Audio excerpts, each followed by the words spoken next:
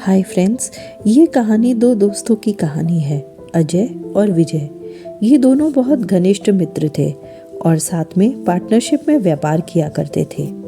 एक बार ये दोनों ही किसी काम से अन्य गांव में पैदल ही जा रहे थे। अजय आगे था और विजय पीछे। अजय ने रास्ते में पड़ा हुआ सोने और हीरे से भरा हुआ एक बैग देखा। अजय ने उस बैग में से कुछ नहीं लिया। उस बैग को हाथ लगाना तो दूर, अजय ने उस रास्ते से जाना भी उचित नहीं समझा और अजय ने रास्ता बदल लिया। पर विजय ने बड़ी चतुराई से बैग उठा लिया। उसने मन ही मन लालच करते हुए बोला कि अजय कितना पागल है, आभूषणों से भरा हुआ बैग कोई छोड़ता है क्या भला? इसने बहुत समझदारी का काम किया जो मेरे लिए बैग छोड़ दिया। अगर इसने मेरे लिए बैग छोड़ा ही है तो मैं इसे हिस्सा ज़रूर दूंगा, परंतु इसे यदि पता लग जाएगा तो ये धन का हिस्सा नहीं लेगा। इसे हिस्सा देने में कोई चतुराई करनी होगी।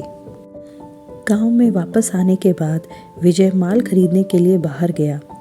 उसने सारे जेवर बेचकर काफ़ी माल खरीदा और दुकान में लाकर भर दिया।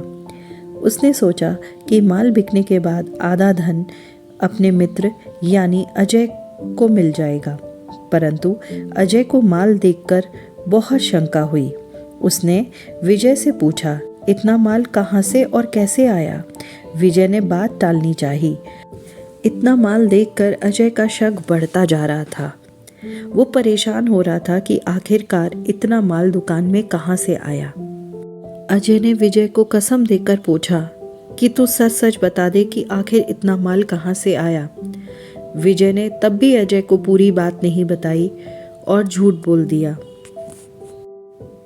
अजय ने विजय को बोला, मुझे अधर्म का पैसा बिल्कुल भी बर्दाश्त नहीं होता।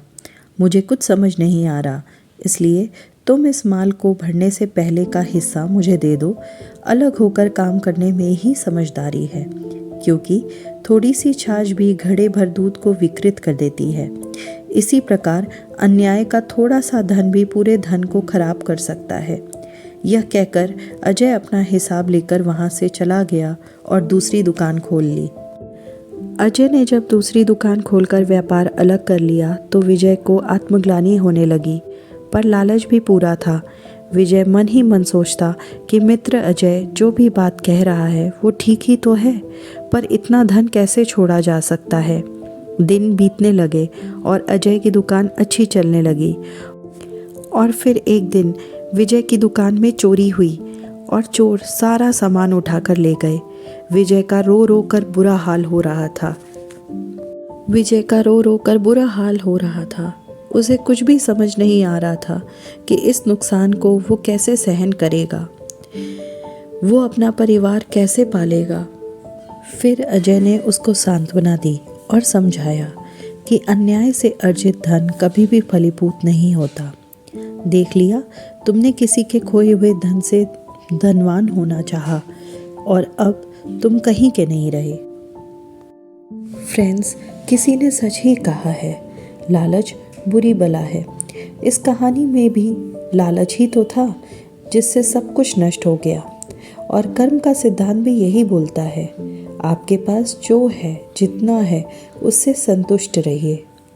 लालच में आकर किसी और का नुकसान करना या जो चीज़ आपकी नहीं है और लालच में आकर या चोरी से अगर आप उसका इस्तेमाल करते हैं तो ध्यान रखिएगा, आप शायद जाने अनजाने में अपनी बहुत बड़ी क्षति कर रहे हैं।